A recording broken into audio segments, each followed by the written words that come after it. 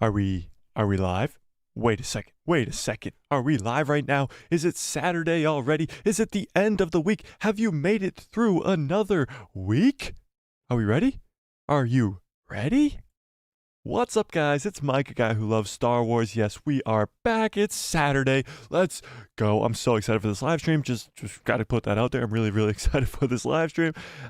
We got a lot of fun stuff to talk about. A lot of fun stuff to talk about. So smash a gosh darn like on this video. Hit that subscribe. Do all those fun stuff. Join the Discord. In the description below, there's a link to a Discord called The People Who Love Star Wars. Go do all that fun stuff so we can get into all of this. All right. Enough of that horse manure. Okay. We got a lot to talk about. Thrawn. A lot of Ahsoka news. Thrawn, Dave Filoni, what he's talking about, Ahsoka, what's going on with that. We got a lot of Ahsoka stuff to talk about, but we also have a little bit of Skeleton Crew to talk about, a little bit of Knights of the Old Republic to talk about. We got a few fun things to talk about tonight, and it's going to be a very fun stream. So, yeah.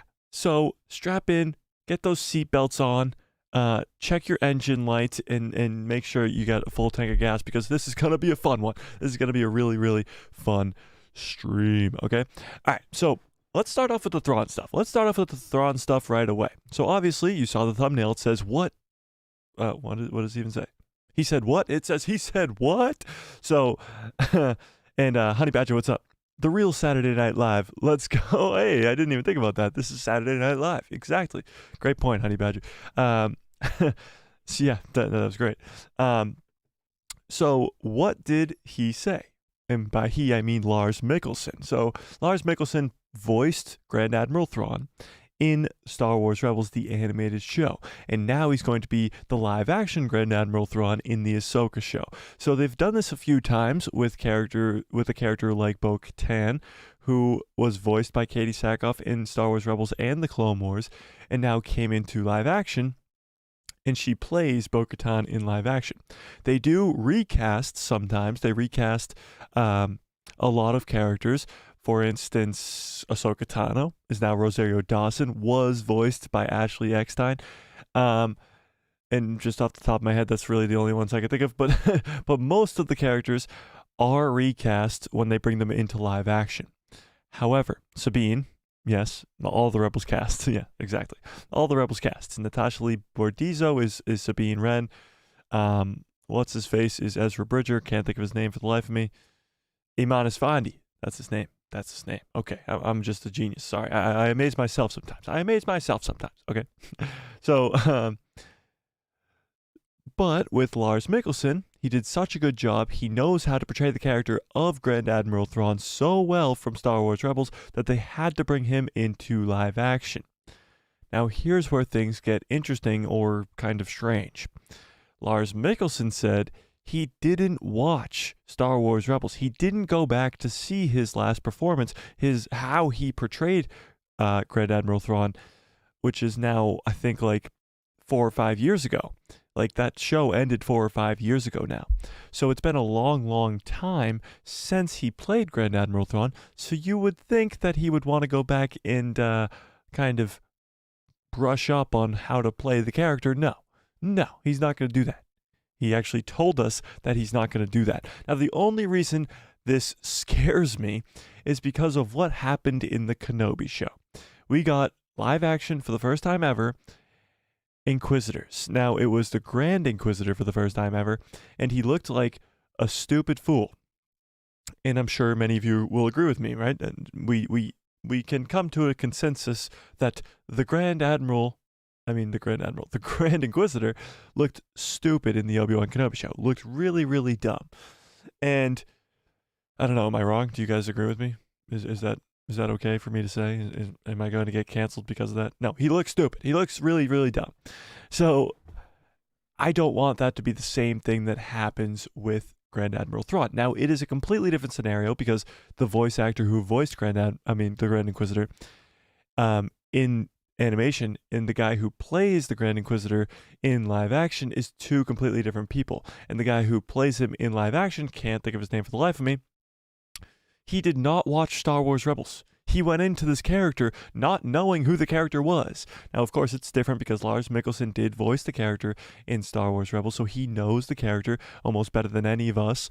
So it's a little bit different, but don't you think that he'd want to go back and maybe brush up on what he might forget? It was 5 years ago, 6-ish, maybe even 7 because he was in the last couple seasons.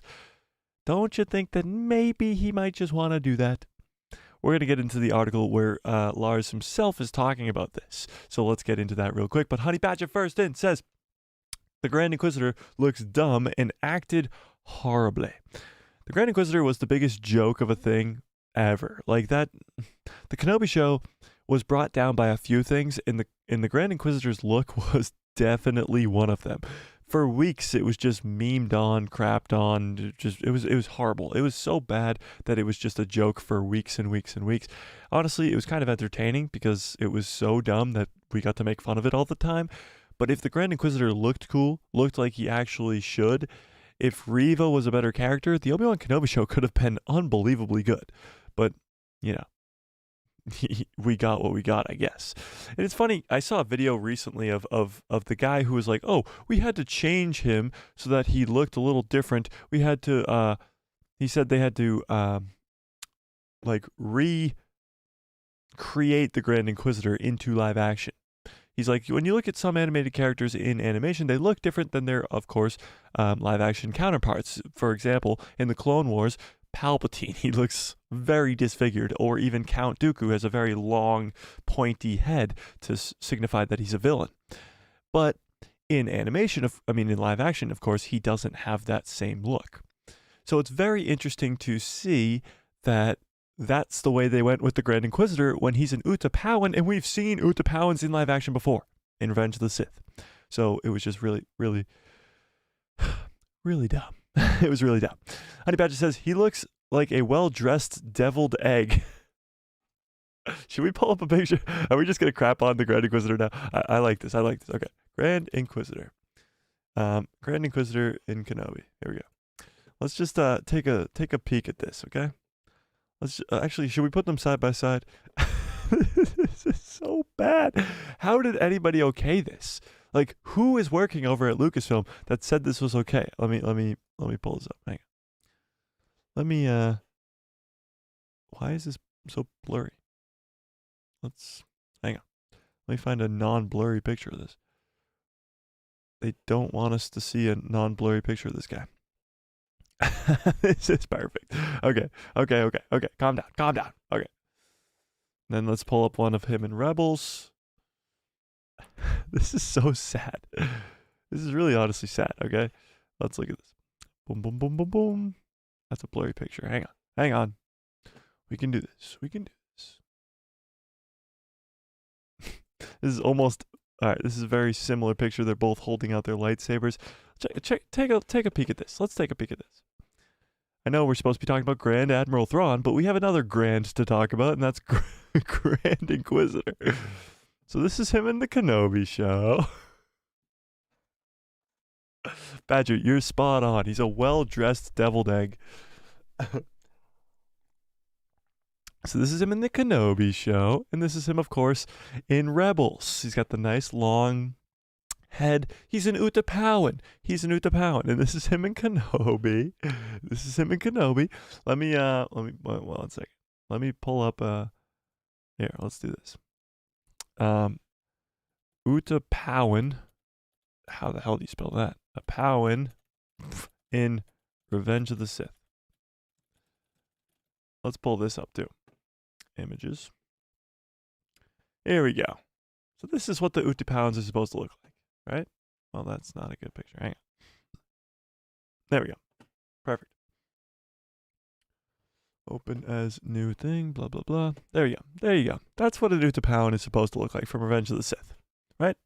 We all know this. We've seen it before. We know what we're supposed to be looking at here. And for some reason, this is what they came up with. Oh, it's so bad. Oh my goodness. Okay, moving on. This is so bad. You can't even look at it without laughing. Like, this is what we got in live action already. Not to mention 18 years ago. 18 years ago we got this. They were like, This is a new Tapawan. This is what the character looks like in animation.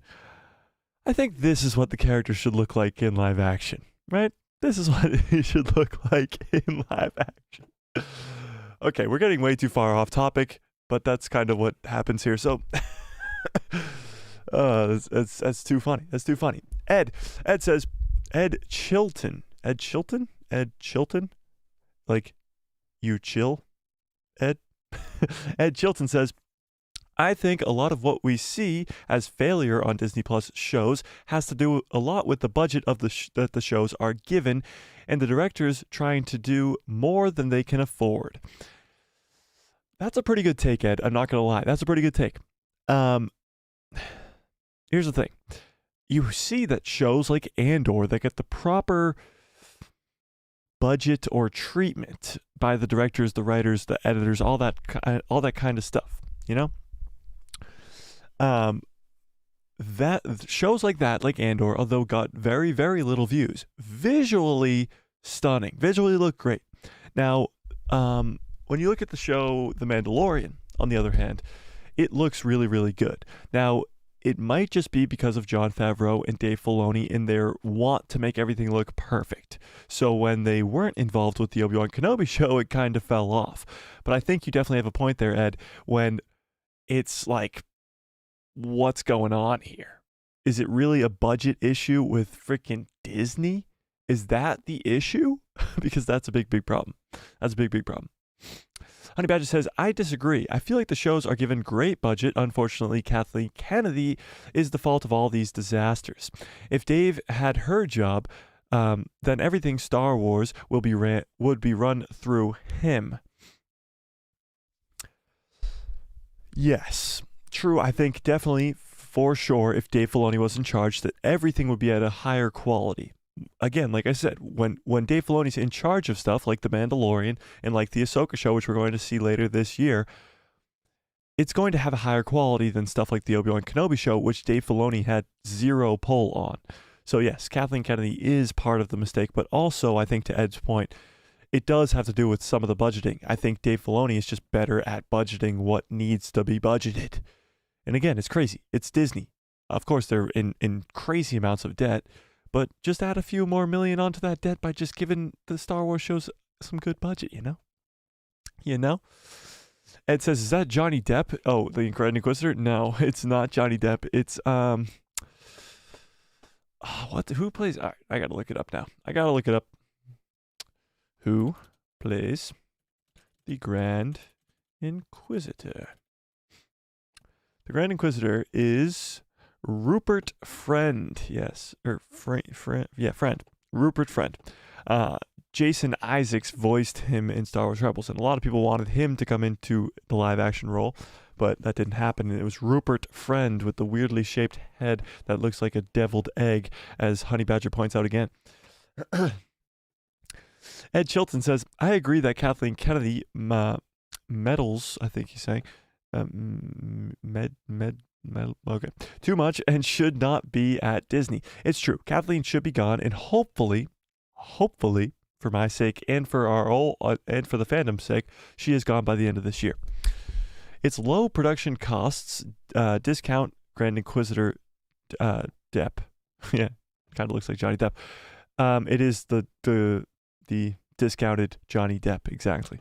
Rupert Friend is discounted Johnny Depp. Honey Badger says, but also I had the same feeling towards Cad Bane.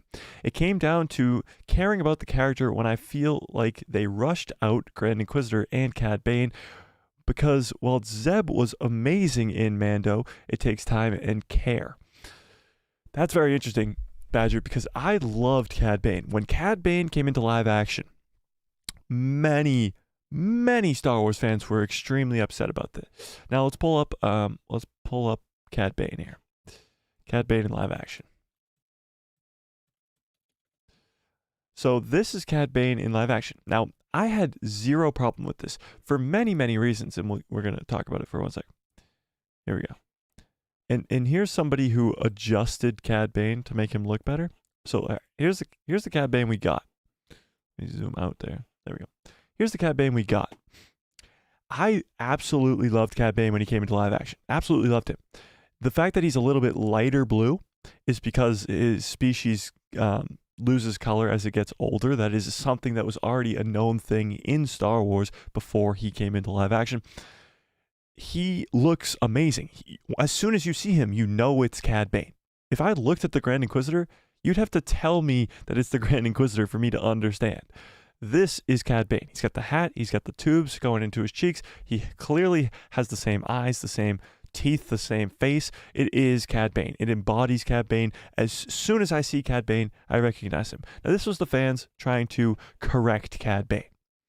I hate this on the right. Absolutely hate this. If this showed up on the screen, I would vomit everywhere. I think the left looks 1,000 times better than the right. And maybe I'm crazy. But you guys tell me in the chat what you think. Do you think the left side is better than the right, or the right side is better than the left? Let me zoom in a little bit here so you guys can see it better.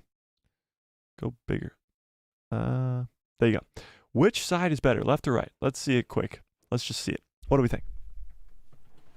I think it's left hands down, like not even close. I think right looks horrible. He honestly looks purple. He looks like closer to Thanos than Cad Bane. He looks stupid. I honestly really, really hate it. So yeah. But what do you think? What do we think? Ed says the original is better, but they should have let him escape in classic Cad Bane style. Easy for me to read.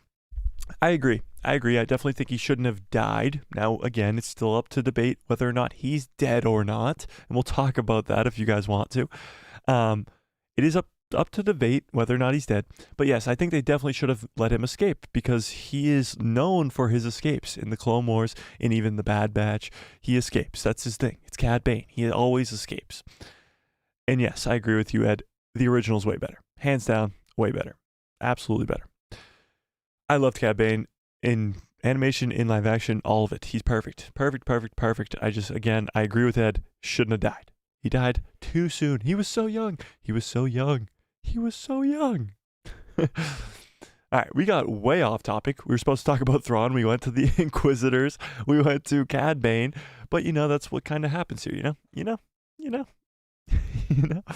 All right, let me catch us up on some chats real quick. Ed says, Ed and his dead mother. If you haven't seen it, it's hilarious. Steve Buscemi is Ed Chilton. Ed and his dead mother. I've never seen that, Ed, but that sounds awesome, and I'll have to go check it out.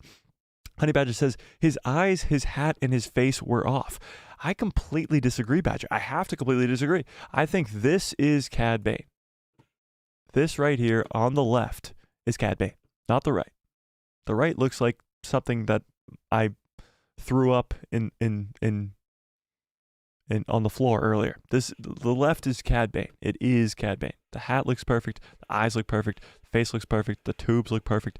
This is Cad Bane. This is an abomination that keeps me up at night. Yeah.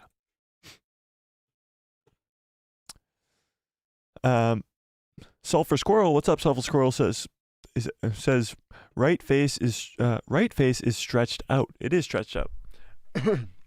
And a lot of people wanted his face to be stretched out a little more. But again, you look at Count Dooku, you look at Palpatine in animation, their faces look extremely different from their live action counterparts. So it's obviously going to be a little bit different.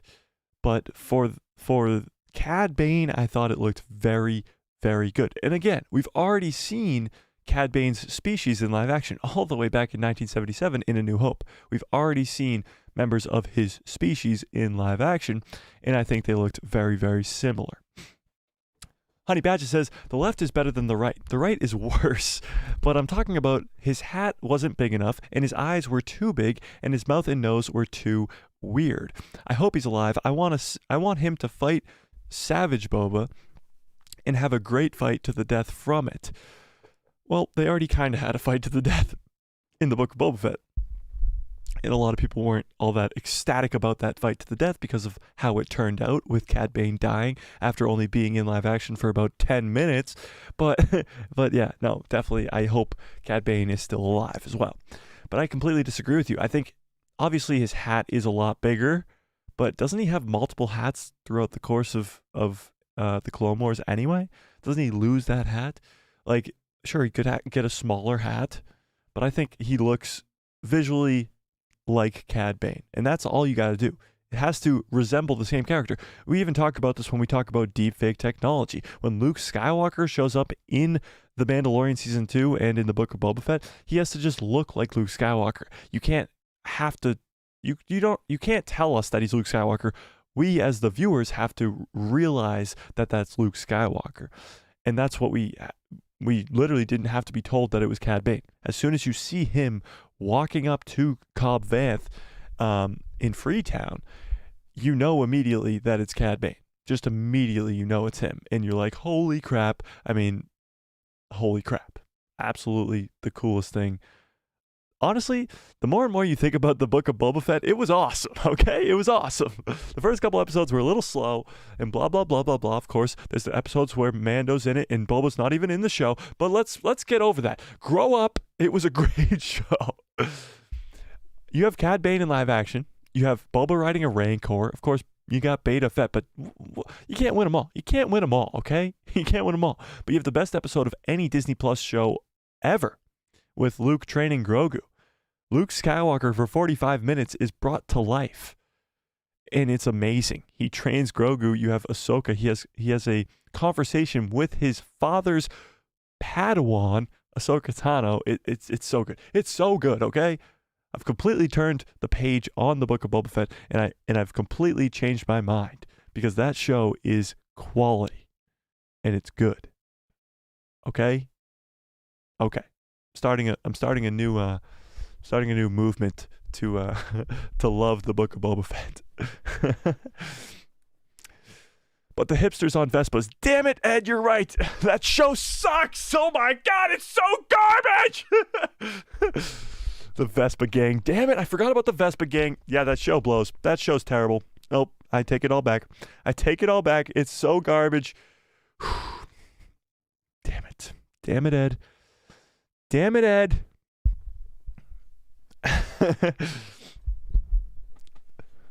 Where was I? Sulfur. Wait. Yeah, Sulfur Squirrel says, "What's the name of the droid that Cad Bane used as a bomb during the Senate heist? You mean his droid that he always has around? I think it's Toto or something like that. Toto, something along those lines. But he used it as a bomb. Did he kill Toto? Is Toto dead? Or are you talking about a different droid, Sulfur? I don't know. Honey Badger says, I agree. I don't think he looks horrible. It's just some inconsistencies in the face for me. But absolutely not the worst live action transition. Very true. Ed again says, but the hipsters on the Vespas, yeah, I completely forgot about the Vespa gang. I take it all back. I'm so sorry. This is my public apology. The Book of Boba Fett is hot garbage, except for the Luke training Grogu episode and Cad Bane being in live action. I take it all back. I apologize to the fans. I apologize to the fandom. And I apologize to George Lucas himself. Okay. Sulfur Squirrel says, Boba should have totally been in the 3rd season of The Mandalorian. Well, that's just common sense, Squirrel. That's the most logical thing you've ever said in your entire life, and you're a squirrel. Exactly. Yeah, Boba should have been in there. Fennec should have been in there. And actually, what's her name? The lady who plays Fennec? I'm completely blanking on names today. What's wrong with me? The lady who plays Fennec, she plays May in Agents of S.H.I.E.L.D. And for some reason, the only thing I think of when I think of her name as the actual actress, I just think of Melinda May. But she was saying that she was disappointed that she wasn't in The Mandalorian Season 3 as well. And I'm sure a lot of fans will agree with her, because we wanted both of them in The Mandalorian Season 3. We didn't get them. Honey Badger says, the Book of Boba Fett is a diamond in the rough. It's rough with a couple of diamonds like Luke Skywalker, Mando, and Ahsoka saving it, but the bikers suck. Yeah, Badger, that's probably the best way to put it. It is kind of just has its moments and has its downfalls. In the downfalls of the Vespa gang, it's Boba being beta fett, it's Boba being in a freaking diaper fighting Chrysanthemum, it's stupid stuff like that. But then you also have very, very good stuff with Mando and the N1 Starfighter and making that and going through the same route that the pod race was in episode 1. You have Luke Skywalker training Grogu, you have Ahsoka Tano, you have all this cool fun stuff like Boba riding the Rancor and Cad Bane coming into live action. The Book of Boba Fett is really just a contradiction of itself back and forth from episode to episode. So it is something that'll make the Star Wars fandom spin their heads for years to come. And if there is a second season of the Book of Boba Fett, I really hope it takes those good pieces and runs with those instead of making Boba Fett beta fett even more. Yeah. Selfish Squirrel says, why add the Vespas though? I know, honestly, like their whole existence is pointless. Like they're supposed to be a part of Boba's crew. You literally replace them with 3 more Gamorrean guards in your set. Like that's pretty much it. They are so useless, so pointless, so out of place, and so dumb that it's just stupid. Like the 5-mile-per-hour biker chase through Mos Espa was so dumb. It was so dumb. It was so dumb. It was so dumb. I saw it recently. Somebody posted a clip of it and was like, "Remember this?" And I was like, "I try every night to forget about that. Thank you for reminding me." Yeah, the Vespas, the Vespa gang. The Vespa gang. What are you going to do? What are you going to do? Should we actually get into the topic that we're here for? Grand Admiral Thrawn? I don't know how we got so off track. How we're already a half hour in. Okay. Focus. Okay. Ed Chilton says, I think the hipsters on Vespas were there to explain how Fennec Shand survived the Mandalorian episode. That's true, but they didn't need to join Boba's crew and be a main part or main characters in the show. Like they could have just explained the whole Vespa situation and the whole modders to explain how he saved Fennec, or he could have just explained it in a different way. It didn't have to be this rapper who fixes Fennec Shand. All right, moving on. Let's talk about this. Okay, so, doom. Here we go. Finally, we're getting into this Grand Admiral Thrawn stuff. Okay, let's get some Grand Admiral Thrawn hype in the chat, please. Okay, here we go. Boom. There we go. Fixed it. Okay. Star Wars live-action Thrawn actor purposefully avoids watching Rebels. Now, this could be concerning, but honestly, I trust Lars. I trust Dave Filoni. In Dave Filoni, we trust, okay? Dave Filoni was not on the Kenobi show. That's why the Grand Inquisitor turned out the way he did, okay? In Dave Filoni, we trust. Now let's get into this article. Ahsoka's actor Lars Mikkelsen revealed that he did not rewatch Star Wars Rebels before making his live-action debut in the franchise as Grand Admiral Thrawn. Let's pause right there because I need to sip this water because I'm going to lose my voice. Okay. After years of playing the Chiss military mastermind in animation, Lars Mikkelsen will take on his Star Wars role yet again in the upcoming Rosario Dawson-led Disney Plus series. After being officially announced for the series, the Danish actor played quite coy about his Ahsoka role. However, with the Ghost crew reassembling, Lucasfilm came calling for his iconic Rebels villain. The actor has not played Thrawn for more than 6 years. The finale was in 2017? I think this article's wrong. I'm going to fact check them real quick. When did Star Wars Rebels end? Okay, that's still 6 years. Wait, no, it's not. That's 5 years, right? Am I stupid? Am I dumb? Are we stupid? Are we dumb? That's 5 years, right? Article's wrong. Okay, moving on. Last being seen in Rebels finale back in 2017. 18. Something something one would think Mikkelsen would revisit in anticipation for his live-action debut. But he didn't. According to Thrawn's actor Lars Mikkelsen, he purposefully, now this wasn't like, oh, I forgot to rewatch it. He purposefully avoided rewatching Star Wars Rebels in preparation for the upcoming Ahsoka series. And of course, we know that the Grand Inquisitor, Rupert Friend, purposely avoided watching Star Wars Rebels for his role as the Grand Inquisitor in the Kenobi show. And we saw how that ended. So hopefully we're not getting a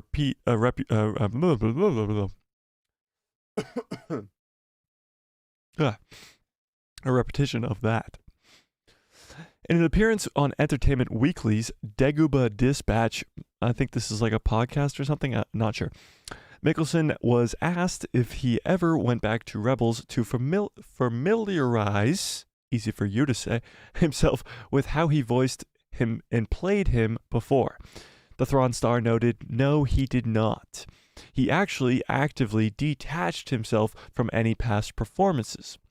So this is the podcast person, and then, of course, this is Lars Mikkelsen. So the podcast person asks him, did you ever go back and watch old Rebels episodes just to familiarize yourself with how you voiced him and played him before? Mikkelsen said, no, I didn't really. We needed to do something else. So I wanted to detach myself from from that to create something new. So this is a little bit weird and abnormal, let's say. You would think he would want to go back to familiarize himself with the role, with the voice he used for the role, with his thought process on the role. Like, Thrawn in Rebels is awesome. He's always 10 steps ahead. He's always doing this, doing that. He's a military mastermind, like it mentioned earlier. So the fact that he didn't want to go back and revisit that is a tad bit concerning, but let's read on. On the subject of playing the character again, Mikkelsen told On Demand Entertainment that at Star Wars Celebration that it was important that he adapted his Star Wars villain from a new medium, as there are certain things that you can do with a cartoon that you can't do in live action. So this is obvious. Of course, he's just a voice in animation, and when he comes to live action, he has to perform the character. He has to do the movements of Grand Admiral Thrawn. He has to be Grand Admiral Thrawn, not just voice him. So this is what he says. You need to adapt to, being in live action. So there's certain things that you can do with a cartoon that you can't do in live action. You need to bring down or bring to another level. But in terms of the embodiment of the character itself, I felt like I had practiced, for 5 or 6 years, because even when we're voicing it in the box, we are still sort of doing it, still making the moves in that box and still doing the things. I felt I had practice. So he's saying that for 5 or 6 years, he kind of already practiced the role enough, and he seems to be okay with the role, although it was 5 years ago that he last played the role. He added that after seeing an animated character embodying his performance for so many years, it was a bit of shock seeing himself as the character in live action. This is, of course, somebody asking him, was it a shock to look at yourself in the mirror, though, that first day of the makeup and go? Mikkelsen said it was. You're so phenomenally good. The people that you are, they are so phenomenally good, the people that you are working with. And it takes the better part of 3 hours to do that transition. So to get all that blue paint on him and become Grand Admiral Thrawn, it takes 3 hours. But yeah, it was weird, man. So he's talking about how, of course, he's never seen himself as Grand Admiral Thrawn. He's only seen an animated character. So, of course, seeing himself as Lars Mikkelsen was something weird. So this is what these people say as to why he did not do the research and why it is good. But we're going to talk about it for ourselves. So some will look at these comments from Lars Mikkelsen and scoff. Everybody scoff for me. Okay, going back to rewatch past Rebels episodes as a form of research feels like a necessity. It feels like a necessity for taking the character on again after years away. However, this lack of rewatching could be a good thing. By the time Ahsoka kicks off, so much time has passed since the end of Star Wars Rebels. Because of this, Thrawn would have an entirely different character when he debuts in live action. As Mikkelsen said, it is that is not to say that he will completely change his Star Wars villain, but it is important to adapt the character so that it is not just more of the same. So let's harp on that for a little bit here. What do you guys think about this? Do you think this is a bad move by Lars Mikkelsen or a good one? You have to remember now that Thrawn the character, since Rebels, end of Rebels to the Ahsoka show is what, like 10-ish years. So Thrawn has been in the New Beyond with Ezra and exploring the New Beyond, making new partnerships, whatever he's doing, which we assume he's working with the Night Sisters now, working with some Force users now. Like he got his word around that Thrawn is coming. But 10 years of Thrawn in a different place, he's obviously going to be a different person. He's not with the Empire anymore. He has to recreate his own empire. He is becoming the heir to the Empire, and he still has to be pulling the strings from behind the scenes. So Thrawn has to be a different person because he's been away for so long, because he's been in this New Beyond for 10 years. But do you think that not going back to watch himself in Rebels is a good idea or a bad one? Let me go back to where we left off. Honey Badger says, last thing. We got 2 Hutts, Fennec, Chrysanthemum, the Vespa Gang, Luke, Mando, Ahsoka, Grogu, Pelimoto, and multiple gangs of sand people in the Book of Boba Fett. And sand people in the Book of Boba Fett. It was the way it was because it was so jam-packed. Very true. Yes. Okay. 5 years. Yes, it was 5 years. 5 years. I trust Dave Filoni, Edge says. I trust Dave Filoni like more than I trust anybody over there at Lucasfilm. Dave Filoni is the GOAT. Everything he touches turns to gold. We say that all the time here. Everything he touches turns to gold. And I have no doubt in my mind that the Ahsoka show is going to be more gold from Dave Filoni. So I trust him enough to be able to keep Thrawn in check. If Lars Mikkelsen is doing something that Dave Filoni doesn't want him to do as Thrawn, he will correct that. Honey Badger says, I think it's a good idea. Lars is Lars at the end of the day. Perhaps he's avoiding rewatch because this Thrawn is years older and has been through a lot after Rebels, especially with him meeting the Night Sisters in the New Beyond. Yes, I agree. I think he has been through some changes, but again, it doesn't hurt to go back and watch Star Wars Rebels. Like, sure, he can be playing a different version of the same character, but at the same time, why not just watch it? Just for reassurance, for fans' purposes. The last time we heard about an actor not rewatching the show was Rupert Friend as the Grand Inquisitor, and we saw how horrible that turned out. I feel like Disney and Lucasfilm should be on top of that. They should know that the fandom was really, really upset about how the Grand Inquisitor turned out, and they should avoid stuff like this getting out. Lars Mikkelsen not watching Rebels and telling us that he was not watching Rebels. It's just a kind of a bad look, you know? It's just not what you want to hear as a Star Wars fan. I agree that it's not the end of the world. I still trust Dave Filoni. I still trust Lars Mikkelsen because he's no Rupert Friend.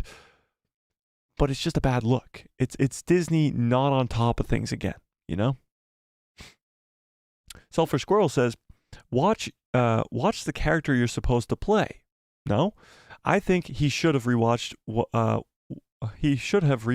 himself, because I think you will see the change for his adapted character. Exactly. I think he should have watched it and then been able to adapt from there.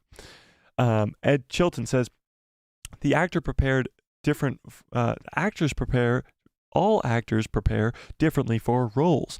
I think we got some great performances from actors like Benedict Cumberbatch or Jon Bernthal, who read all the comics of the characters they portrayed. That's true. So Benedict Cumberbatch, if you guys are unfamiliar, plays Doctor Strange, and he read like all of the comics that Doctor Strange has, so he was very prepared for the character. He didn't want to make the character different from the character that we see in the comics. John Bernthal is kind of the same way. He played the Punisher in the Netflix series Daredevil and in the Netflix series The Punisher, which is very, very underrated. The Punisher season 1 and season 2 are really, really good. Do recommend. But these people got really, really prepared for their roles by going back and reading the source material. Now, Lars Mikkelsen himself is his own source material, so he kind of has a different situation going on. But why not? It's been 6 years, 5 years, 6 years. Why not go back and just familiarize yourself with the role? You know? Swagger like us, what's up, Swagger? Says, in my opinion, Filoni is the best since George Lucas when it comes to executing Star Wars from animation into live action. Executing Star Wars into animation and live action. Yeah, no, I completely agree. In Dave Filoni, we trust. I trust him with everything. Literally give him everything. And that's why I'm so excited for the Ahsoka show, just off the premise of Dave being in charge. When you look at everything he's touched with Star Wars Rebels, with the Clone Wars, with The Mandalorian, every episode that Dave Filoni directs of The Mandalorian is just the best episode. The Jedi, which is season 2, episode 5, something like that. Chapter 6, no, not 16. Chapter 14, something like that. The one with Ahsoka's first ever live action appearance, that is Dave Filoni directed, and it's a freaking masterpiece. In Dave Filoni we trust. He is the GOAT when it comes to anything. He is the apprentice of George Lucas. So this doesn't really concern me as much as Rupert Friend did, you know? Losing my voice. Honey Badger says, Lars is in a different position than Rupert. Very true. Lars played Thrawn for 5 years. I think he's comfortable enough with Thrawn to the point that he can build off of what he did in the past and transition it into live action. Yeah, I completely agree. It's a different scenario. It's just if you're Disney and you're the company Disney, the company Lucasfilm, you don't want bad press at all. You don't. So although I don't think this is the end of the world, I don't think this is bad news at all, it's just the fact that Rupert Friend also said the same thing. He said, I didn't watch Rebels in preparation for this role. Lars Mikkelsen is saying, I didn't rewatch Rebels in preparation for this role. And it's kind of just the same story coming out. And a lot of people hated it when Rupert Friend said it, so why do the same story over again? It's more of just Disney's horrible, horrible fan connection, as always. They are so bad at communicating with the fans. They're really bad at advertising. They're really bad at communication. They're really bad at all these other things. Bad news, good news, any of it. They're bad at communication.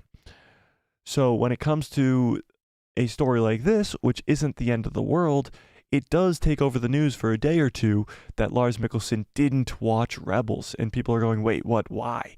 And it puts a little bit of concern in the back of people's minds going into the Ahsoka show, and we don't want any of that. We just don't want any of that. Quite frankly, I'm not concerned. I'm sure many of you aren't concerned at all, and maybe I'm making you concerned, but it's just bad. It's just a bad look. It's just a bad look because this story has taken over the Star Wars media and Star Wars news for the last couple of the last couple of days, and it's just not a good look, especially with the Ahsoka show coming out very, very soon. Ahsoka was just on the front of Empire magazine as well. The hype is real for this show. Like, it comes out in August, and we're still in June, and it's like, holy crap, this show is coming very, very soon. I absolutely can't wait. I got a bad feeling that it's going to be like the very end of August that we're going to get the Ahsoka show, but I do believe that it's going to be unbelievably good. Now, there is some other Thrawn news also going on here. Here we go. So this has to do with the Empire magazine. Okay, so this is the cover of Empire magazine this week or month, or is it a monthly magazine? I don't even know. But here's what is going on here. It's another tease to Thrawn. So new Ahsoka Disney Plus cover teases Thrawn's live action debut. So we know he's, of course, coming to live action, but here's some tease. The new magazine cover teased the live action debut of Lars Mikkelsen's Grand Admiral Thrawn in the Ahsoka show. The most infamous creation of Star Wars Legends Expanded Universe finally will come to live action in Ahsoka after making his debut in Rebels. Thrawn will once again be played by Lars Mikkelsen, who delivered the voice in animation.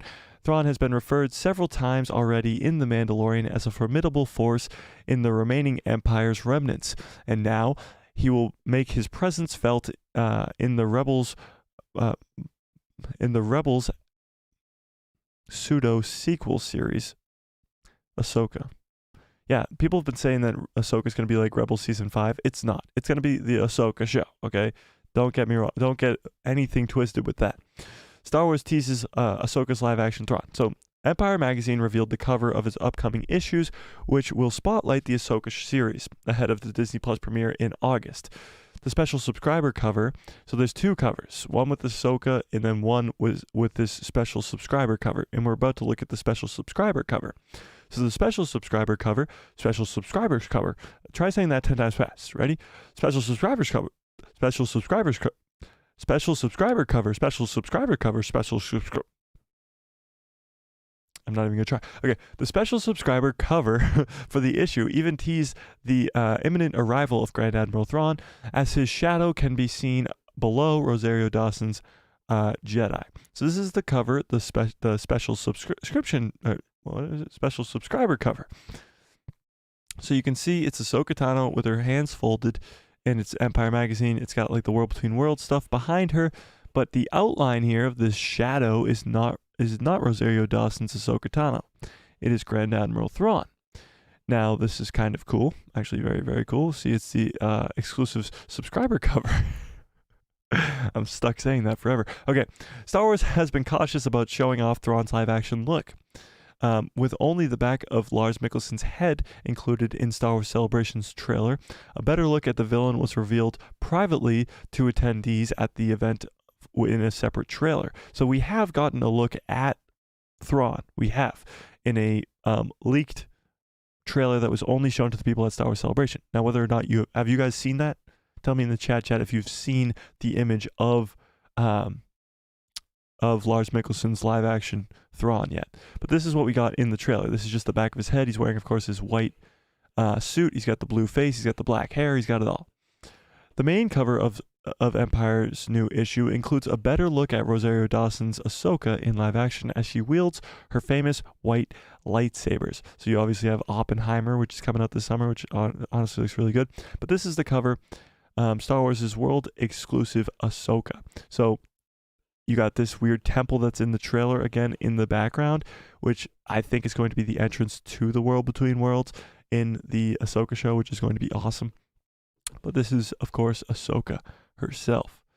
And that's the other trailer. That's the actual trailer. So the next issue of Empire goes on sale Thursday, June 8th. So that's this coming Thursday.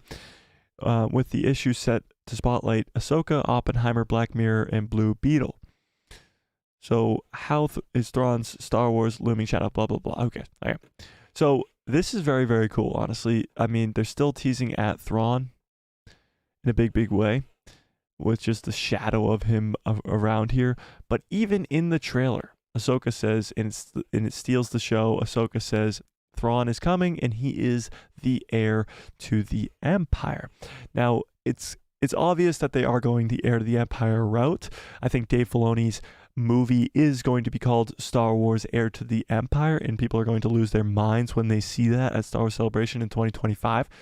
But Thrawn is so cool when it comes to Star Wars Legends, when he is the actual heir to the Empire. But even in canon Star Wars, in Star Wars Rebels, Thrawn is badass. He's a mastermind. He's really, really cool. And many, many, many, many Star Wars fans have been waiting, praying that his live action debut would come, and it is coming this August. And Dave Filoni especially knows this. He knows fans really, really want Thrawn. So they're going to tease Thrawn out for the next 3 months over and over and over again in different posters and different trailers. We're not going to see Thrawn's face until we see Thrawn's face in the show, I believe, at least. Unless it's like a really, really late trailer where they just show us his face. But I think that Thrawn is going to play a smaller part in the Ahsoka show than most people think. I think he's going to be the overarching threat, but he's not going to be the main threat of the series, because he will be the overarching threat and the main threat of the movie that Dave Filoni's working on, not the Ahsoka show. So you'll have Ray Stevenson's character, what's his name? Ray Stevenson's character, his apprentice Shin. You'll have Morgan Elsbeth still. Those will be your main villains of the series. Thrawn will just be an overarching presence, and you probably won't even see him until later on in the season. So I think it'll be very, very cool to see, to actually not see Thrawn until the show comes out. Honey Badger says, and the world between worlds is teased even more. I feel like Ahsoka will be unexpectedly crazy. Honestly, I feel like not enough people are talking about how crazy the Ahsoka show is actually going to be, Honey Badger. I feel like that the Ahsoka show might actually do worse in views, in like the number of views, than The Mandalorian, which is really, really sad, because I believe by the end of the show, I'm talking about like first episode's not going to perform well, I believe. But by the end of the show, word of mouth, just the craziness that Dave Filoni does in live action, the word's going to get around and people are going to come watch this show. There's no doubt about that. No doubt about that. Honey Badger follows up and says, I have shared the Thrawn leak with us in the Discord, and he looks great. Yeah, so if you guys want to join that Discord, in the description below, Honey Badger has sent the Grand Admiral Thrawn in live action photo to that as well. He follows up and says, I may be a Sabine man, but Ahsoka looks amazing, even better than she looked in Mando and Boba.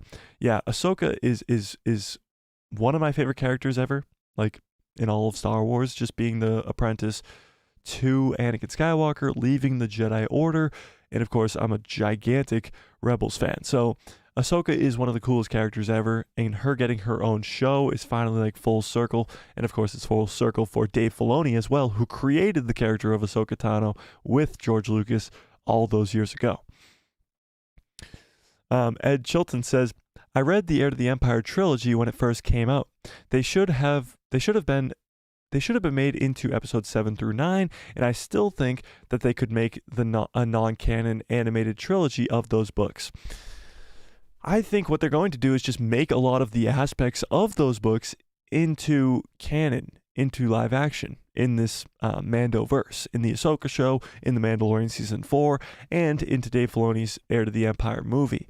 So I don't think we'll ever get that non-canon animated trilogy of those books like you're saying, Ed, but I do believe that there is a way that we could actually see Heir to the Empire come into canon, into live action in certain ways.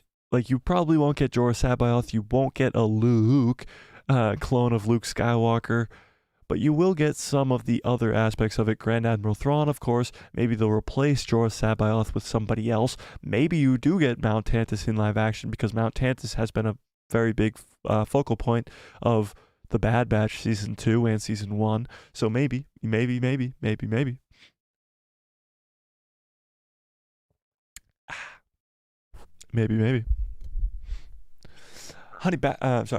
Swagger Like Us says, is there a new Thrawn leak? No, I think it's the old Thrawn leak from Star Wars Celebration.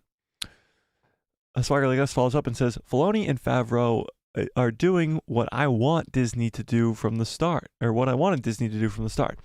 Yeah, I mean, Disney clearly went out with no plan. The sequel trilogy is just the clear example of that. Disney came out with no plan at all. They had The Force Awakens. That was their idea, to copy and paste A New Hope, but change a bunch of things. And The Force Awakens is really, really good, I believe.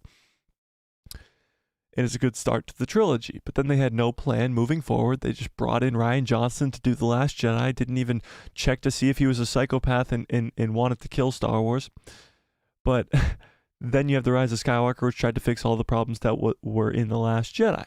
So the sequel trilogy was a disaster from the start because they had no plan. But then you get Jon Favreau and Dave Filoni coming in with a plan.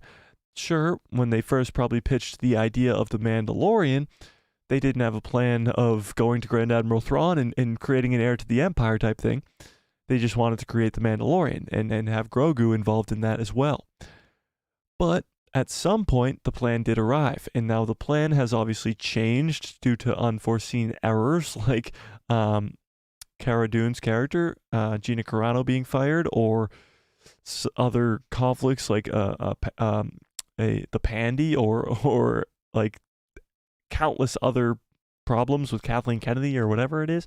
Pedro Pascal not being on set, and having scheduling conflicts with The Last of Us. There's so many issues that changed that plan, but there is a plan with John and Dave. So that plan that is being switched around all the time due to unforeseen problems is still better than the plan that they had for the sequels, which was no plan at all. I mean, none at all. So yeah, I agree with you, Swagger. I agree completely. Honey Badger says, unfortunately, no, it was not a new picture, but definitely sent it in the Discord a while ago. Yeah. Ed says, there's a lot of great elements and characters, like Winter, Jason, and Jason Solo. Yeah. The intelligent plants spying on the New Republic Senate for Thrawn. Yeah. There's a lot going on. What are they called? The lizard that goes on his shoulder that like makes Force users pretty much not be able to touch him. Why can't I think of the name of those things? What the hell? Yeah, no, there's definitely cool aspects of the Heir to the Empire trilogy that they could bring into live action. But a lot of the characters like Jason Solo, they can't be brought into live action, but they could be replaced. Jason Syndulla, for example, could be the new Jason Solo. There are substitutes that can be made, you know? Honey Badger says, sent the picture for you to pull up on Discord, Mike. Okay, let me see. Oh yeah, here it is. All right, let's do that. Save image. Thrawn.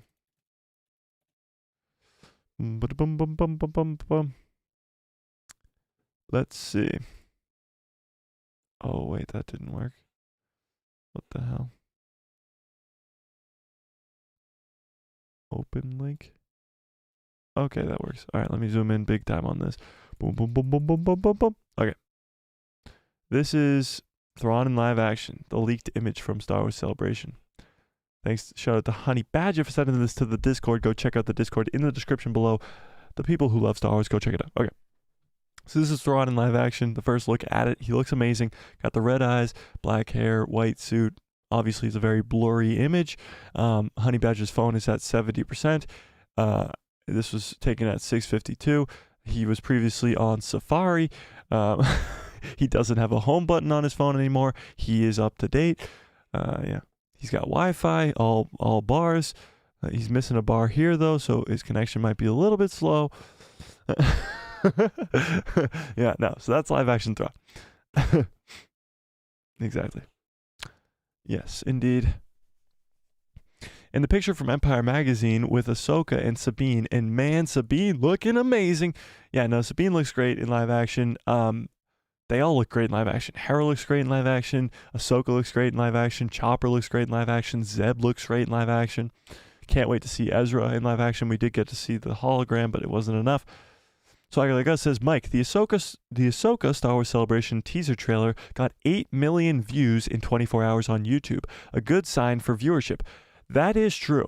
That is very true. See, my problem is I feel like the Ahsoka show is not going to get as many views because the casual Star Wars fans are going to be like, oh wait, I have to know who Ahsoka is. I have to go watch Rebels and the Clone Wars.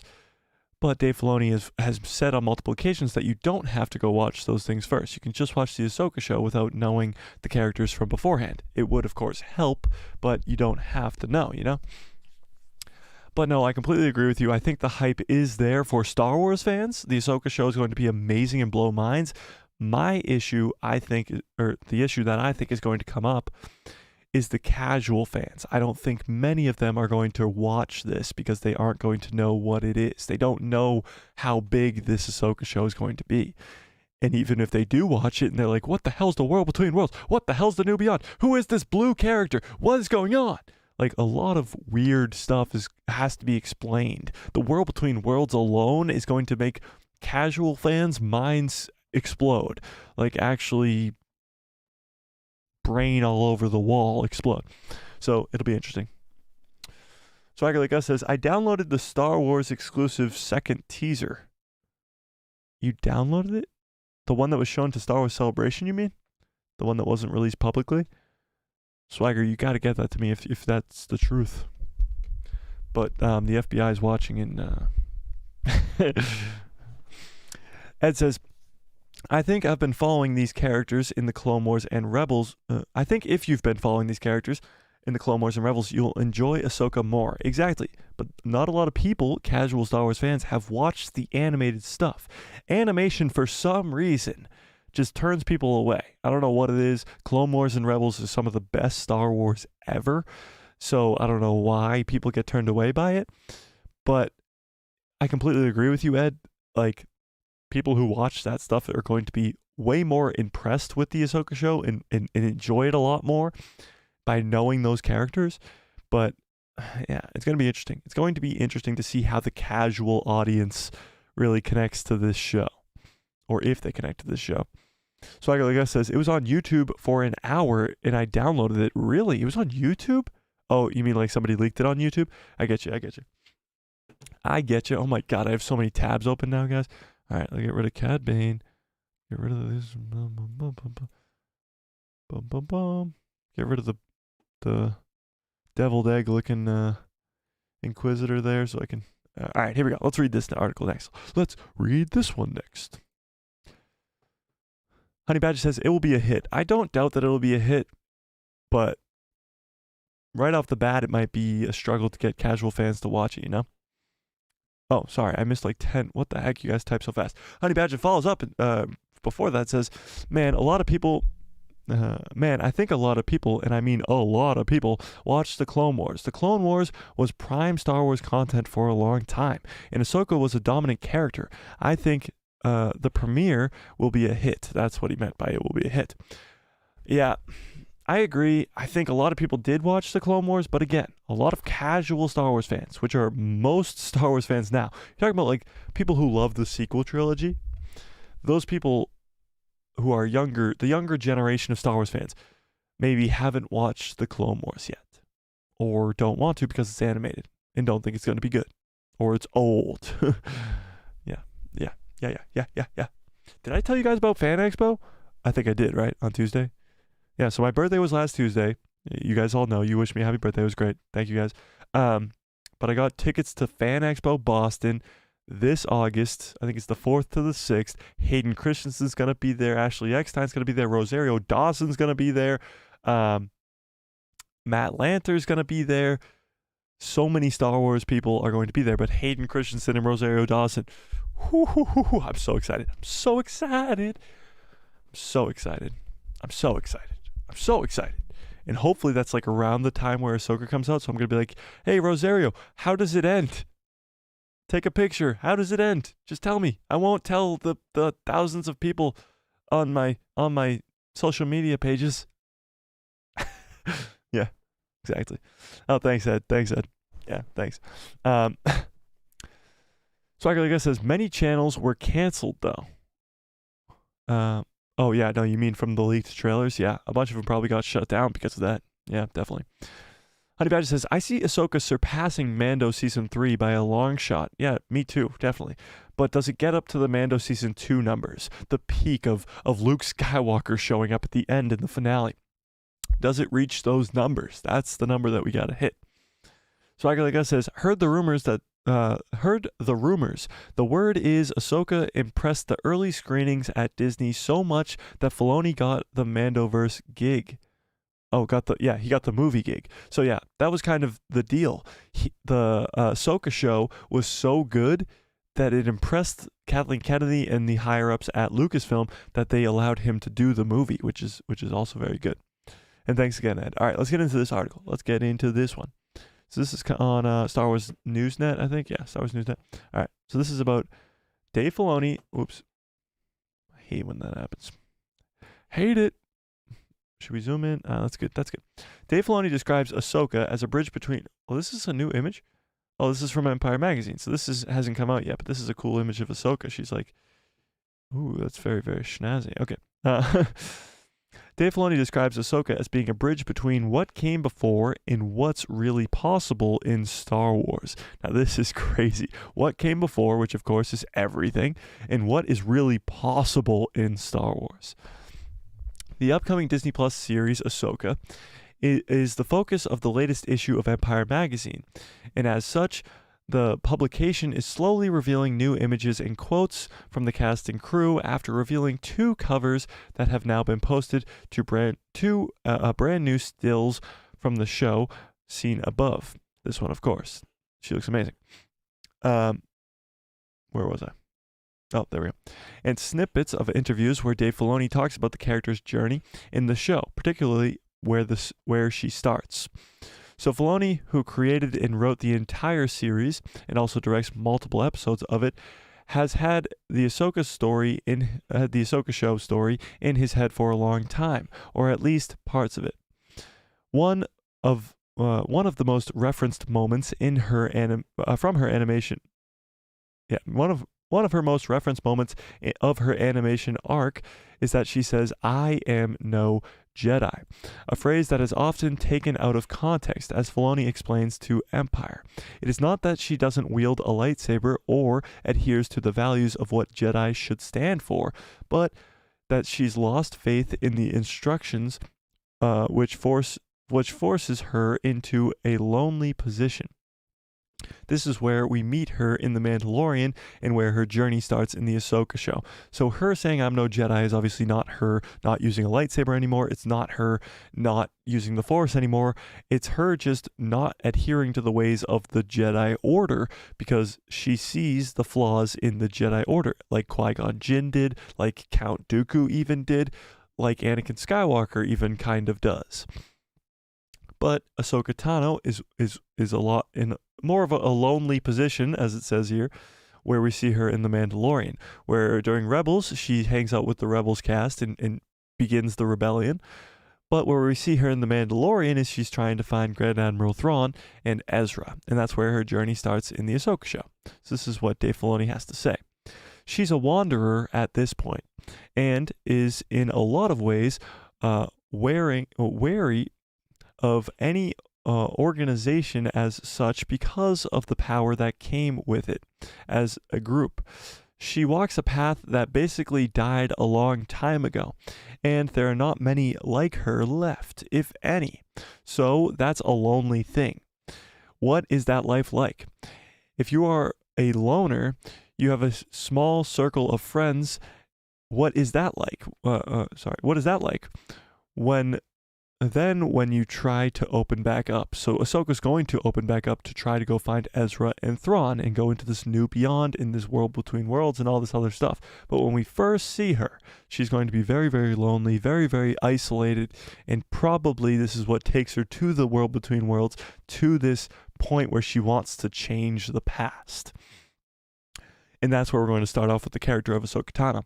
But she does have this small circle of friends, like Dave Filoni has said here, which is the Rebels cast, which is Sabine Wren, which is Harrison Dula, which is those people that she is closest to, which might just be Captain Rex as well.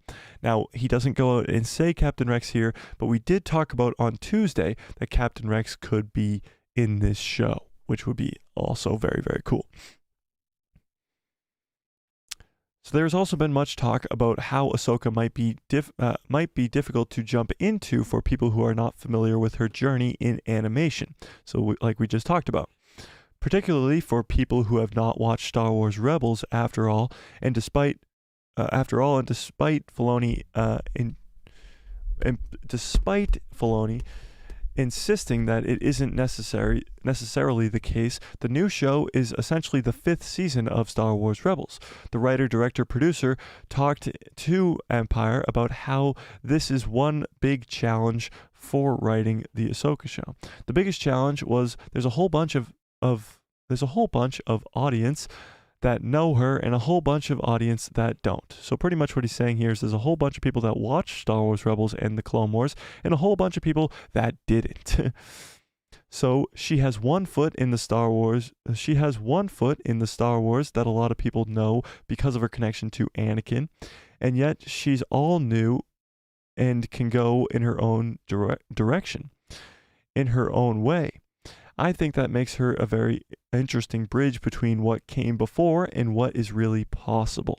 So he's talking about the future of Star Wars here as a brand and as just the future of Star Wars moving past the sequel trilogy, because Ahsoka can really bring in this new beyond. She can bring in all these different attributes to the Force, attributes to the Star Wars universe, and Ahsoka can live past the sequel trilogy as well. She could be involved with the Rey movie. She could be involved past the Rey movie. She could be involved with Grogu past the Rey movie. Like, she could be the future of Star Wars, but she is also the connection to what came before with Anakin Skywalker, Obi-Wan Kenobi, and all those other characters.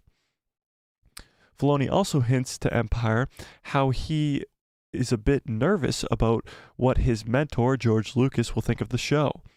It's almost like when you turn in a big paper at school, it's like, here it is. So he's actually nervous about what George Lucas is going to think about his show. And that's kind of crazy because he's like George's apprentice, but George isn't in charge of any of Star Wars anymore. So it doesn't really matter what George thinks about it, but he still is nervous and wants to impress George, which is still a good thing, I believe. But we are now moving on because I am out of water.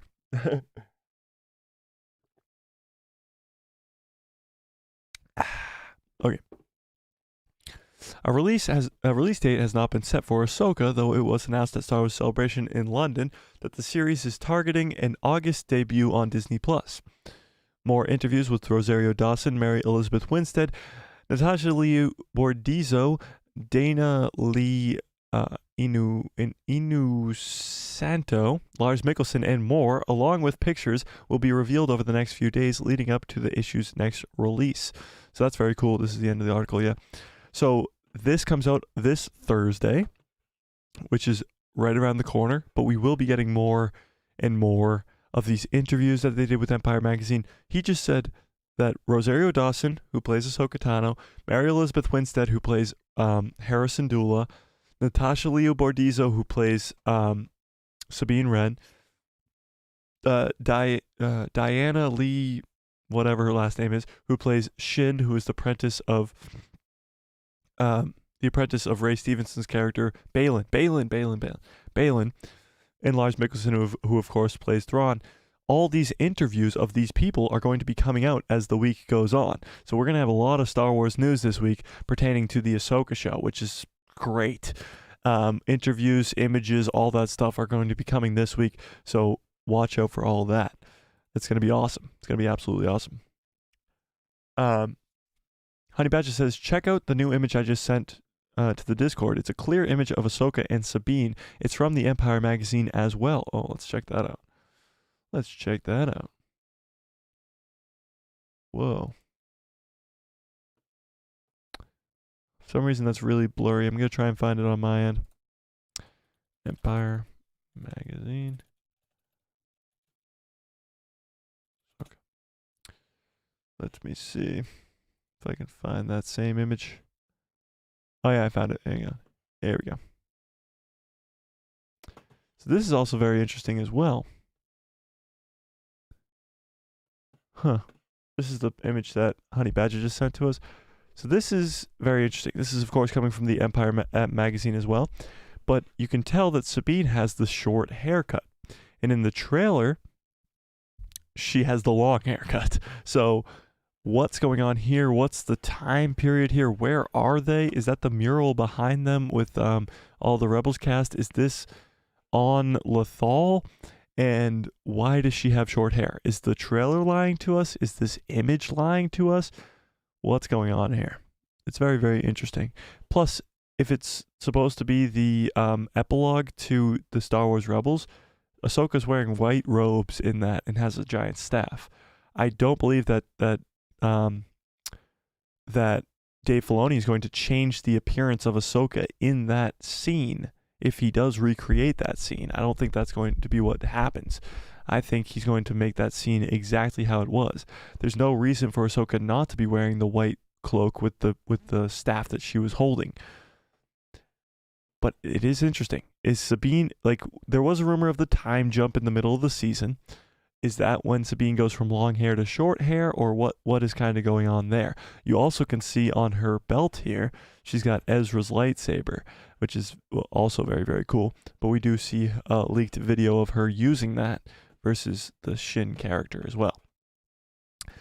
The hype is real for this show. Let's not get that wrong. The hype is real. Honey Badger says, Ahsoka is a great Jedi.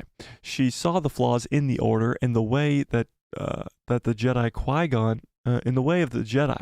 Qui-Gon is the best example of what she is, but she is more evolved. I hope she can get in touch with Cal one day. That would be great. That would be a great crossover between Cal and Ahsoka. It would be awesome.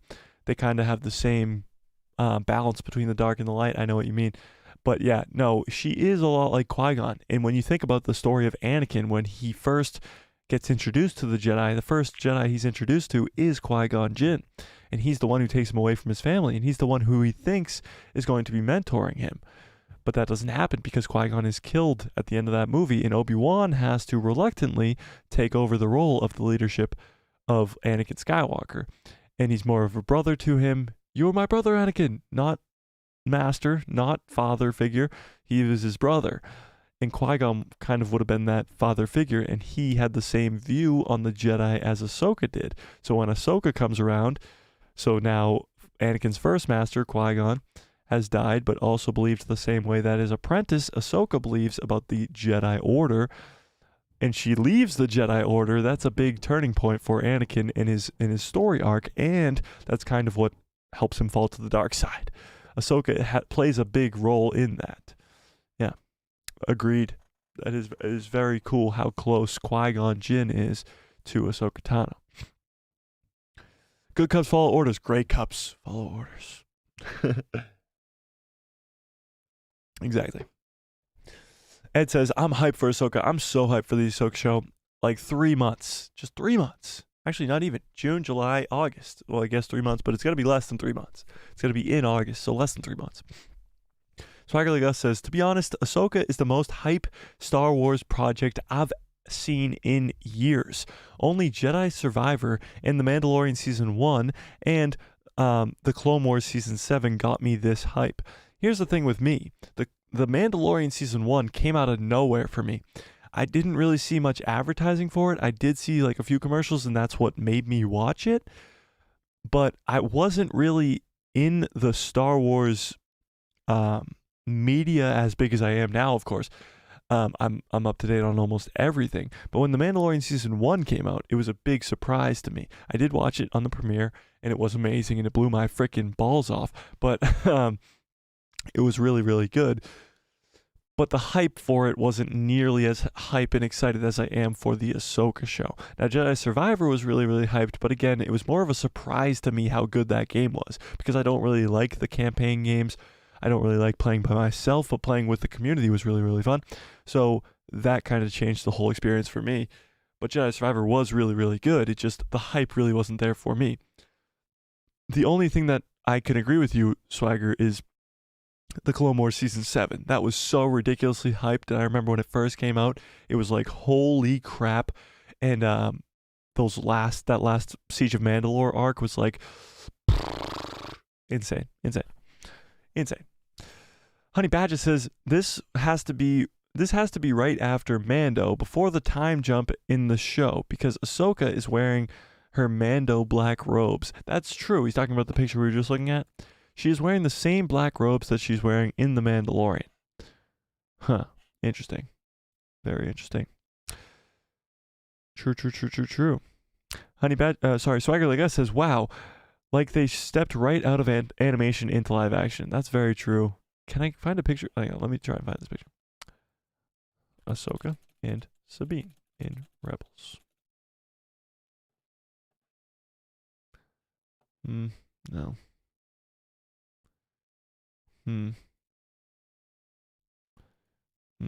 No. Hang on. This is not what I was looking for, but it kind of works. Whoa, that's really zoomed in. Swagger, I guess, says, wow, it's like being dragged from straight out of animation into live action.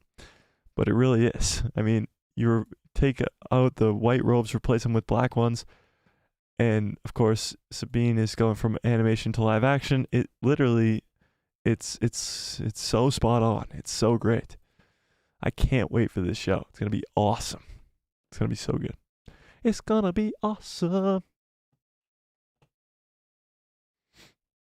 Honey Badger says, I think this picture is from the beginning part of the Ahsoka show that takes place right after The Mandalorian Season 2 and the Book of Boba Fett. And the trailer is taking place after the time jump mid-season. So you think Sabine is going to have the longer hair in the second half of the season and have the shorter hair at the beginning of the show. Huh, interesting. I think it might be the opposite, but you might be right. Because Sabine does have the short hair at the end of Rebels, and then she does have it in the epilogue of Rebels, so it would make sense that she has it at the beginning of Ahsoka, and then it grows out after. That would make sense. That could be true. Swagger Like Us says, I heard some leaks saying that there's a time jump mid-season, which explains Sabine's long hair. Also, Ahsoka's Mando Season 2 episode, The Jedi, allegedly takes place during the early parts of the Ahsoka show. Yeah, there's going to be a mid-season jump, I think, which will explain Sabine's long hair, but is the long hair in the first half of the season or the second half? Honey Badger says, indeed. Indeed. Indeed's one of the greatest words in the English language. Prove me wrong. Indeed. It's just fun to say, you know? All right. I know I had something else to talk about. Oh, let's kind of go way off topic from Ahsoka real quick, just really, really quickly. I don't know if any of you guys are up to date on this whole situation, but Star Wars: The Knights of the Old Republic 2, like the old game, the original, The Knights of the Old Republic 2, was supposed to be getting a DLC, and it was supposed to be being brought and restored to the Nintendo Switch. That has been canceled. So we don't know what's going on with the Knights of the Old Republic remake still, whether or not it's actually happening, whether or not it's in the works, whether or not we're ever actually going to see it. I really, really hope we do. But this is bad news for the same company that's making the game, because it's Knights of the Old Republic 2, and it was supposed to be going to the Switch, and it's not anymore. So it's just a little bit more bad news, but you know, you roll with the punches at this point, you know? BMA Joey. I love it. I love the image too. Is that who is that? Is that you? Okay. BMA Joey. I love it. It sounds like Joey, but it's Joe A. BMA Joey says, from all the leaks I've heard, the first half of the Ahsoka show will be what the hell was that? Will be New Republic focused, and the second half will be the search for Ezra and Thrawn. Really? New Republic focused? How so? How will it focus on the New Republic, you know? Honey Badger says, I just feel like it makes sense that Sabine has short hair at the end of Rebels. Yes, Ahsoka has black robes in Mando, yes, but doesn't have the robes in the Book of Boba Fett. So I think the show takes place in between Mando Season 2 and the Book of Boba Fett.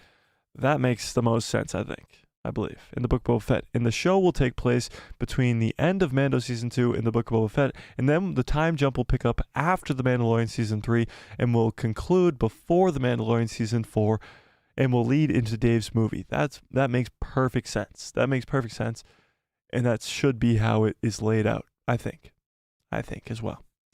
I think that should be it. I think we might have just cracked the code here live. All right. Any other Star Wars news going on here? What else we got? Oh, Taika Watiti's movie. Okay, yeah. Let's talk about this a little bit. So. Oh, wait. Did we already talk about this? What the hell? What's going on? What? My computer has a mind of its own. What is going on? Oh, that makes sense. Never mind. Never mind. Okay. Did we already talk about this on Tuesday? No, we did not. All right. Let's read this. Let's shift our gears to Taika Watiti real quick. But let me get to NBA Joey's gem. NBA Joey says, it seems like Ahsoka will be trying but failing to convince the New Republic that Thrawn will be returning. Whilst, love the word whilst, Love the word whilst so much. That might be the second greatest word in the English language behind indeed. Okay. Whilst also searching ruins for a way to get to Ezra and Thrawn. You mean like into the world between worlds through those ruins, Joey? Because that would be great. That would be absolutely amazing. But that does make sense because that would bring in Hera Syndulla because she has the connection to the New Republic. That would also bring in Mon Mothma, who we've seen already in the trailer. And maybe that's who she's warning in the trailer when she says Thrawn is going to be the heir to the Empire. That would make a lot of sense. She's trying to get the New Republic's help. That would be awesome. That would be so awesome. And then she's going to the ruins, also trying to get into the world between worlds. Joey, you are making so much sense and also using my second favorite word in the English language. Okay, let's get into this Taika stuff. All right. Let's do it. Here we go. I feel like I'm always moving that around. Why can't you just stay in place, okay? All right. Taika Watiti reveals why he's struggling with this new Star Wars movie. Yeah, it's a struggle. It is a struggle. Okay. The director Taika Watiti reveals why he's struggling to put together his Star Wars movie. So, in an interview, the director Taika Watiti was told all about his struggles that he has felt when developing his upcoming Star Wars story. He was speaking with the Hollywood Reporter. Taika Watiti reveals that he had got a really good idea for his film, but it can be hard to build upon that kernel because of the weight of the legacy of everything Star Wars has come before. So this is what he says. I got a really good idea for it. It's just as with all films, it's this middle part where like, what's going to happen?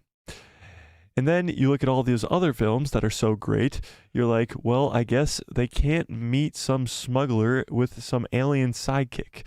So what he's pretty much saying here is the other movies that came before are so great that what he has to do has to be just as great, and that's where he's struggling. So honestly, I would not be surprised if we never saw this movie just because Taika Waititi's too hesitant to even throw a pitch. He's too hesitant to actually swing at the pitch that is Star Wars. This is not the first time Taika Watiti has expressed the difficulty when it comes to working with Lucasian lore. Is this a actual saying? Back in June of 2022, the filmmaker lamented, that his progress with his projects involves writing every idea that he's ever had, and then start to kind of chisel it down. So this is what he said back in 2022. I'm able to kind of bring my tone. At the moment, it's just very early because I still haven't even finished the script. I'm still trying to come up with my ideas and mostly kind of in that part of the process where it's kind of very open. It's still very kind of open. Does he speak English or do I just not read English? Okay. And when it comes to writing, I kind of write every idea that I have down and then start to kind of chisel. Why does he keep saying kind of? Chisel it down into something. But I'm still throwing everything at the wall right now. I think if he does make this movie, it will say kind of in every other sentence because he just said kind of like 1,200 times. Okay? So what he's pretty much saying there is that his movie's not coming anytime soon. He hasn't finished the script yet. He's still throwing stuff at a wall. He's still giving out all of his ideas and trying to chisel it down. So when will this Taika Waititi be released? With the announcement of 3 Star Wars movies and no update on Taika Waititi's film this year at Star Wars Celebration, the prospect for his project is looking a little grim. Seeing as so many have been cancelled or put on hold within the galaxy far, far away, fans sort of assume that Taika Waititi's movie will also be heading that way, meaning being canceled or put on hold for indefinitely. However, things look on the up and up for the project, and whatever struggles the filmmaker is facing will seem to be in the rear view. The film on the title is reported to kick off in 2024, meaning that the movie could be released as soon as later in 2025. Well, we know that the Rey movie is going to be coming out in late 2025, so that is not the case. But yes, we talked about this a few weeks ago. This movie is supposed to start filming next year, meaning he must have already finished the film script by now. They must already have the idea for the movie by now. When this takes place, we don't know. I did a full-on video about why I think it's going to take place in the Old Republic. based off all the reports we got, based off all this other stuff. But it is supposed to start filming next year, which is crazy. So I don't know. What do you guys think? Do you think we'll get the Taika Watiti movie? And if so, when do you think it's going to take place? What do you think it's going to be about? And when do you think it will ever come to the theaters and actually be seen by our eyes? So, Lucasfilm currently has an untitled movie set to release in December of 2025. However, the word is that either the Mandoverse crossover movie or Sharmeen Obaid-Chinoy's Rey-focused film will be slotted into that spot. After that, the next currently announced date for a Star Wars film is December of 2027, which feels like the natural spot for Rey's return, or the Mandoverse film, whichever does not take the 2025 spot. Well, it is not on the slate. This could potentially mean that Taika Waititi's film could arrive sometime in 2026, 6 years after it was initially announced. Actually, wasn't it announced in 2019, or was it 2020? I guess 2020, because it says 6 years after. But yeah, Taika's next film, Next Goal Wins, hits theaters November 16th. I have no idea what that is, but yes, exactly. So what do we think about Taika's movie? Do we think we'll ever see it? And do you think, if we do see it, when will we see it? I got some messages to catch up on here. Let's see. Where was I? Honey Badger says, if we don't see Zeb, I riot. He better be in the Ahsoka after that tease. I think he will. I think we will get the entire Rebels cast back together. I think that will happen. I think it's a definite yes for me. We will see Zeb, but I will riot with you. I will. Ed says, I like the New Republic in the books better than live action series. But I understand that they are trying to lead up to episode 7, where the New Republic is a small group on one planet. Or it's a group of planets, but yeah. Star Wars Thor Love and Thunder Part 2 by Taika Watiti. Yeah, that's the thing. People really don't like or crap on Taika Watiti because of Thor Love and Thunder, because it was the last movie that he created. But people forget that he also created Thor Ragnarok, which is really, really good. And he also directed 2 episodes of The Mandalorian Season 1, one of which being the finale of The Mandalorian Season 1. So Taika is not a newbie when it comes to Star Wars, but he also is a very, very good director. Just because the last movie he created was not that good in Thor Love and Thunder doesn't mean the next one he makes won't be good.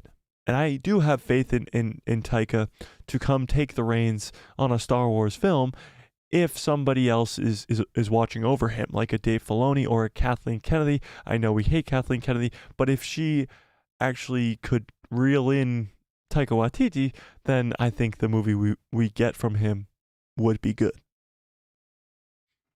Honey Badger says, I heard that his movie will be focused on the Force and the Jedi and the Sith themselves and their origin. So I feel like the movie won't come out until after Dave's movie, or won't be released at all. Now, that was just rumors, but I still think that his movie will be an Old Republic movie. We saw that the origins of the Jedi and what you kind of explained there is going to be James Mangold's movie. It's going to be a Dawn of the Jedi movie. But there's that Old Republic slot that has nothing in it yet, so maybe Taika is going to hit that first. Ed says, I feel like if they needed to cancel a Star Wars film in development, it should be anything that has Kathleen Kennedy's approval, like the Rey movie. Yeah, I think if any of the movies that are in production right now should get canceled, it is the Rey movie. Of all these movies, like you talk about the Heir to the Empire movie that Dave Filoni's creating, I'm so ridiculously excited for that. The Dawn of the Jedi movie, so hyped. Rey movie, directed by Sharmeen Obaid-Chinoy, who has zero experience with Star Wars, zero experience with directing. No thanks. No thanks. I completely agree. Swagger Like Us says, I agree. Taika's film won't happen. But it might start filming next year. Swagger Like Us says, I love that the female actress who plays one of the villains said that Ahsoka has visual storytelling moments and that silence was great. That's what I loved about Tales of the Jedi and the Siege of Mandalore. Yeah.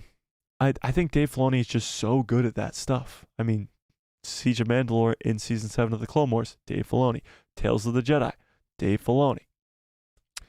Everything he touches turns to gold. The actress playing the villain with Ray Stevenson, my bad. Yeah, no, his apprentice, Shin. I think that's the Diane Lee lady. I forget what her last name is. I couldn't pronounce it anyway if I knew. So yeah, I agree. Her name is Shin, I believe. Yeah, she's the Dark Jedi. Yeah. Yes. I cannot wait either. I cannot wait as well. All right, I think we are going to get on out of here. I think that's all the news, unless we got something else. Anybody else got anything else going on? We have been going for an hour and a half about.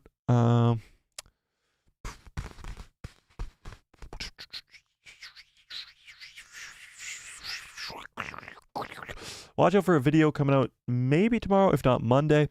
Watch out for all this news coming out about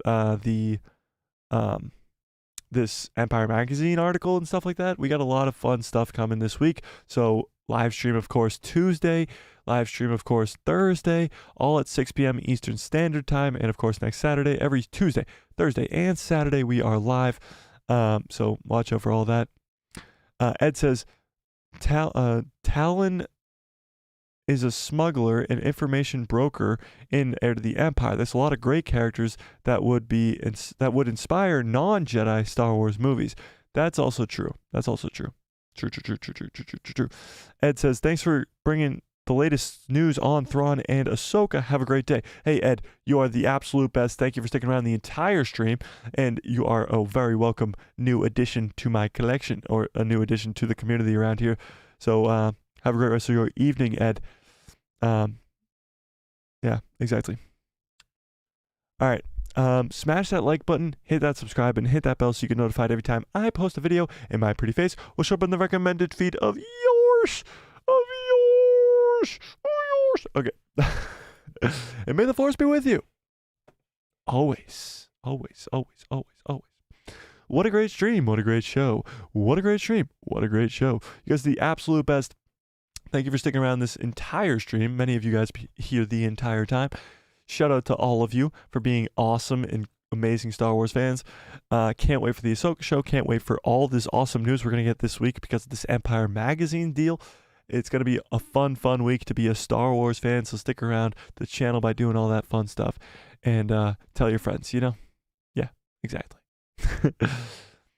Have a great rest of your evening. Have a great rest of your lives. And good night, everybody.